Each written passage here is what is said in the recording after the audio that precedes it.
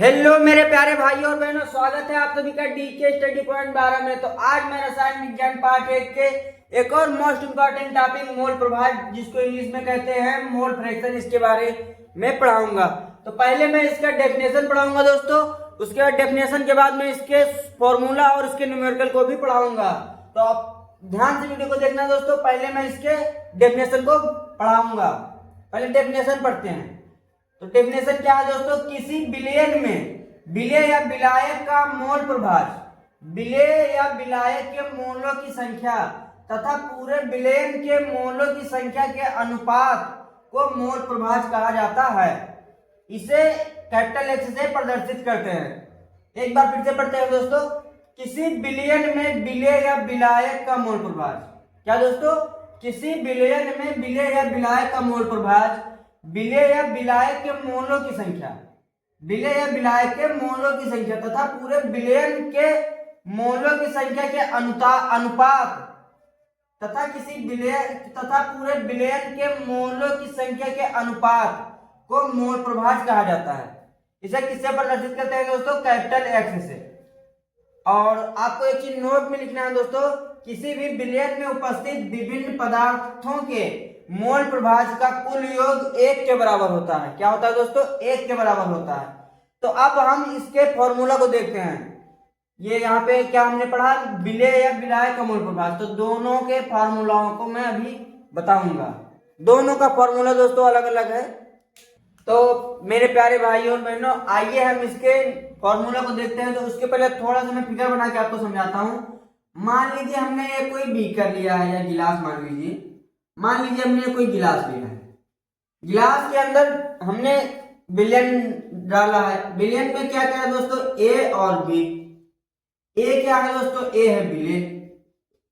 दोस्तों आपने पढ़ा होगा विलयन में जिसकी मात्रा कम होती है उसे विलय कहते हैं और जिसकी मात्रा अधिक होती है उसे विलायक।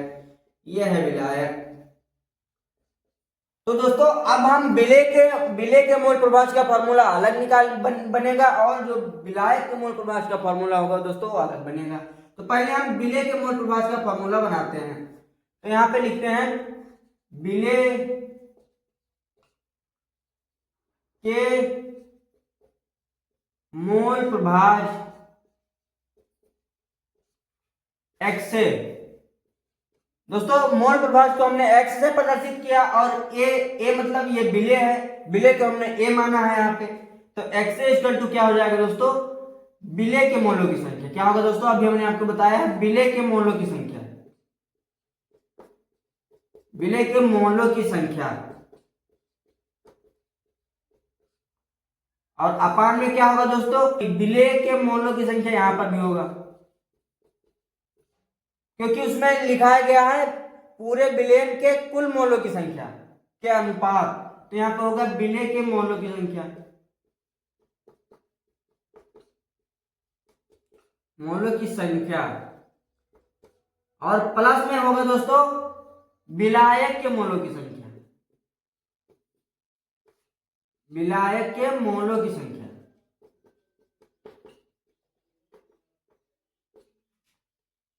क्या होगा दोस्तों? विलायक के मोलों की संख्या।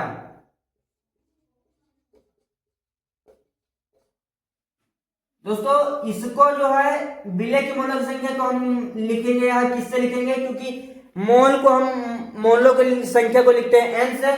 तो यहाँ पे किसके मोलों की संख्या है? तो ये विलय की मोलों की संख्या है। तो विलय की मोलों की संख्या की क्या होगा यहाँ पे? एन। क्या हो जाएगा दोस्तों? एन। और तो यहाँ पर भी एन हो जाएगा दोस्तों। तो यहाँ पर भी हम लिख लेते हैं एन, यहाँ पे लिख लेते हैं एन। और दोस्तों ये जो है विलायक के मोलों की संख्या। तो दोस्तों यहाँ मोलों की संख्या को हम एन से भी लिखते हैं और विलायक हमने माना है बी। तो ये हो जाएगा क्या? N B. क्या होगा दोस्तों? N B. तो अब हम इसको फॉर्मूला, ये हो गया दोस्तों किसका फॉर्मूला? विलय के मोल प्रभाव निकालने के लिए ये फॉर्मूला हो गया दोस्तों। लेकिन कब? अगर विलय के मोलों की संख्या दिया है तब। क्या दोस्तों? अगर विलय के मोलों की संख्या दिया है तब तो हम डायरेक्ट इसको लगा सकते हैं। तो ये हो गया X A equal to N A upon N A plus N B. ये हो गया दोस्तों। अब दोस्तों हम विलायक का मोल प्रभाज का फॉर्मूला निकालेंगे तो उसमें दोस्तों करना कुछ नहीं है, इस विलायक को उठा के यहाँ पर लिख दीजिए और ये जो नीचे है ये नीचे सेम ही रहेगा और ऊपर वाला केवल हट जाएगा और नीचे ये जो है ये सेम ही रहेगा दोस्तों, और यहाँ का ऊपर जाएगा और फिर भी यहाँ पर वो लिखा रहेगा। मतलब विलय की जगह हमको विलायक कर देना है, बाकी सेम ही रहेगा। यहाँ जो एन है तो एन की जगह क्या हो जाएगा दोस्तों, एनबी। क्या होगा दोस्तों, एनबी। तो यहाँ पे हम लिख देते हैं एक्सबी इक्वल टू क्या होगा दोस्तों, NB upon N A plus NB. किसके लिए दोस्तों, विलायक के मोल प्रभाज के लिए, विलायक के मोल प्रभाज के लिए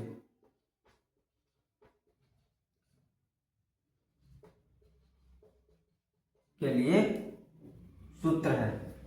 और ये किसके लिए है दोस्तों, तो ये है विलय के मोल प्रभाज के लिए। दोस्तों बोर्ड छोटा है इसलिए मैं ऐसे समझा रहा हूं, विलय के मोल प्रभाज के लिए।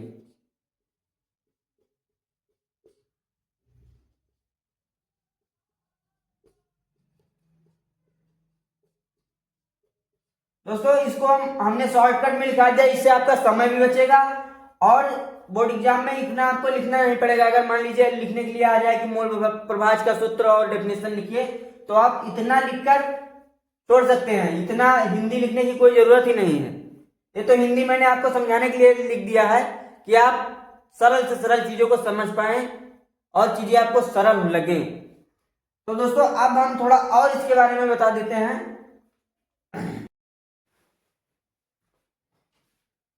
तो दोस्तों ये मोल प्रभाज से जुड़ा न्यूमेरिकल है, तो आइए इस न्यूमेरिकल को करवाते हैं। पहले न्यूमेरिकल को समझते हैं। दोस्तों जब हम न्यूमेरिकल को समझ लेंगे तो ये न्यूमेरिकल करने में हमें आसानी मिलेगी। तो आइए इसको समझते हैं। जैसे यहाँ पे दिया दोस्तों 6 ग्राम यूरिया को 94 ग्राम जल में घोला गया है, विलय में यूरिया तथा जल के मोल प्रभाज की गणना कीजिए। जहां NH2CO यानी यूरिया का जो अणुभार दिया दोस्तों 60 दिया हुआ है।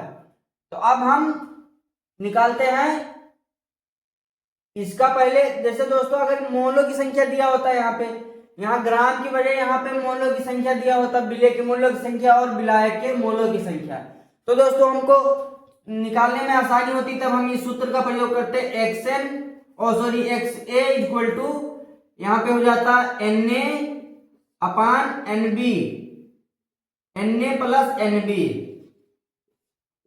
ये डायरेक्ट लग जाता। लेकिन दोस्तों यहाँ पे जो विलय का भार मान है दोस्तों 6 ग्राम दिया है और विलायक का मान दोस्तों 94 ग्राम दिया है। तो दोस्तों हम पहले सूत्र में देखा है कि लिखा है विलय की मोलों की संख्या, तो पहले हम विलय की मोलों की संख्या निकालेंगे। तो विलय की मोलों की संख्या कैसे निकालेंगे, यहाँ जैसे भार और बटे अणुभार करेंगे तो विलय का दोस्तों निकलेगा विलय की मोलों की संख्या।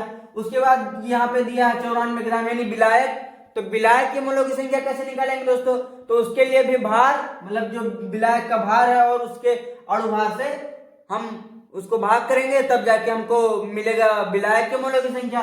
उसके बाद दोस्तों हम इस सूत्र में रखेंगे, उसके बाद में इसी सूत्र पर रखेंगे, तब जाके हमारा न्यूमेरिकल लगेगा। तो आइए पहले हम मान लिखते हैं, उसके बाद आपको समझाते हैं।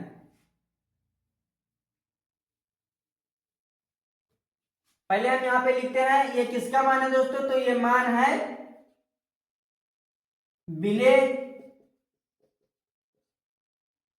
विलय का भार। ये क्या है दोस्तों, विलय का भार। विलय का भार है तो दोस्तों इसको कितना है 6 ग्राम। उसके बाद में हम ये यूरिया, तो यूरिया का अणुभार, तो यूरिया का अणुभार दोस्तों यहाँ पे लिखा है 16, तो हम यहाँ पे लिखते हैं विलय का अणुभार। विलय का अणुभार, विलय का अणुभार कितना हुआ दोस्तों, तो विलय का अणुभार यहाँ पे 16 है। उसके बाद अब हम इसके मोलों की संख्या निकालेंगे, तो यहाँ पे लिखेंगे विलय की मोलों की संख्या, विलय के मोलों की संख्या, मोलों की संख्या Na equal to small w upon n। ये हो गया दोस्तों। इसके जगह पर मान रखते हैं ये जो मान है दोस्तों स्मॉल w का मान है और ये स्मॉल m का मान है। तो इसको यहाँ पे रखते हैं तो ये 6 ऊपर 6 ग्राम हो गया और नीचे 60 हो गया दोस्तों। अब इसको हम काटते हैं तो ये हो जाएगा, जब 60 से ऊपर वाले को भाग करेंगे तो कितना होगा दोस्तों, तो ये हो जाएगा 0.1 मोल। क्या होगा दोस्तों, 0.1 मोल। अब हम किस निकालेंगे, तो विलायक का निकालेंगे तो यहाँ पे लिखेंगे विलायक का भार। विलायक का भार कितना है दोस्तों, तो विलायक का भार है 94 ग्राम। तो हम निकालेंगे विलायक का अणुभार। क्या निकालेंगे दोस्तों, विलायक का अणुभार, विलायक का अणुभार।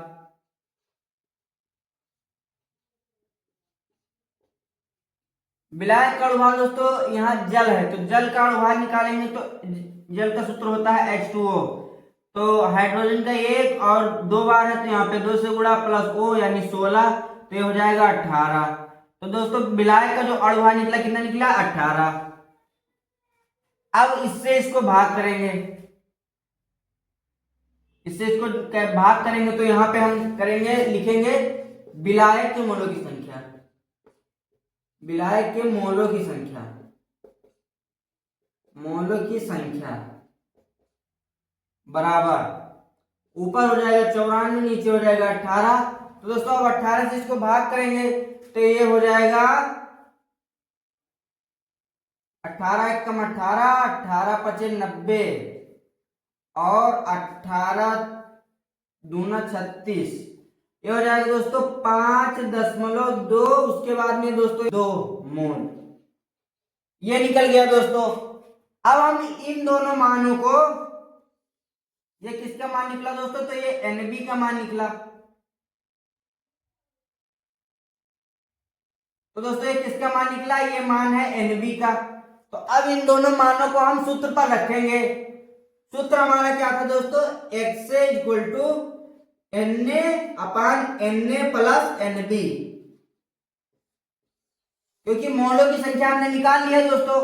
तो ये मान किसका, कि Na का मान है दोस्तों, किसका मान है, Na का। तो Na का मान हम यहाँ पर रखेंगे और यहाँ पर भी Na का मान रहेगा प्लस में Nb का मान।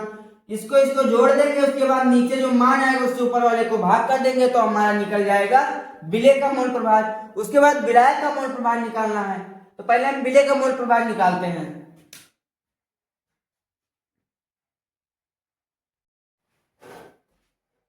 तो दोस्तों हमने Na और Nb का मान निकाल लिया। अब हम पहले विलेय के मोल प्रभार निकालेंगे।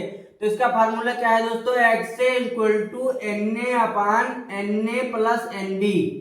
ये दोस्तों इसका फॉर्मूला है, इसका विलेय के मोल के प्रभार का निकालने के लिए। तो अब हम इसके लिए यहाँ पर मान रखते हैं। तो XA इक्वल टू Na का मान दोस्तों 0.1 अपान Na का मान 0.1 प्लस Nb का मान क्या है दोस्तों 5.2।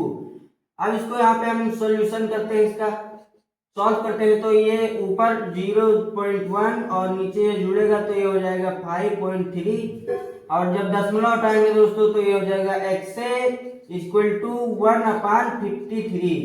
तो इससे जब इसको भाग करेंगे दोस्तों तो ये हो जाएगा XA इक्वल टू 0.01 आएगा दोस्तों। तो यहाँ पे हो जाएगा 0.01। ये दोस्तों मान निकल गया किसका, ये मान निकला विलेय के मोल प्रभाज का। अब हम दोस्तों निकालते हैं विलायक के मोल प्रभाज।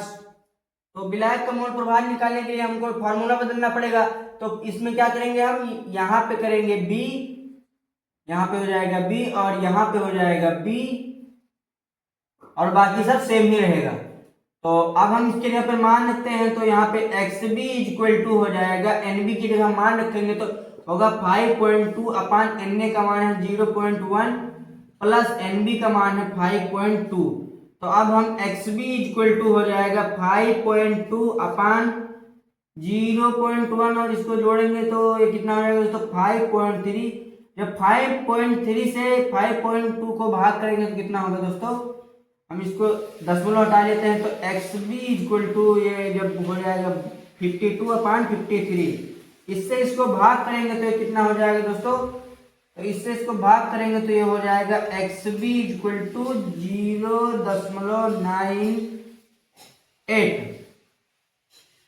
तो इसको हम लिख सकते हैं XB इक्वल टू 0.99।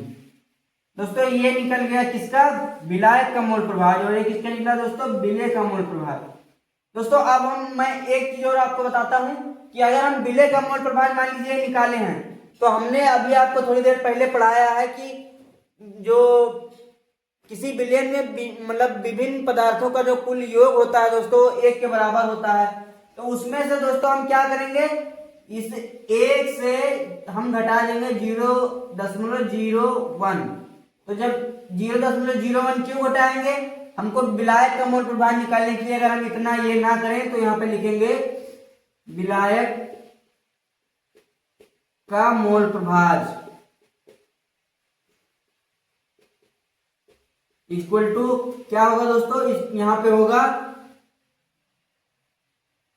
विलयन का, अभी हमने लिखा है विलयन का कुल योग, क्या होगा, विलयन का कुल योग, विलयन का कुल योग,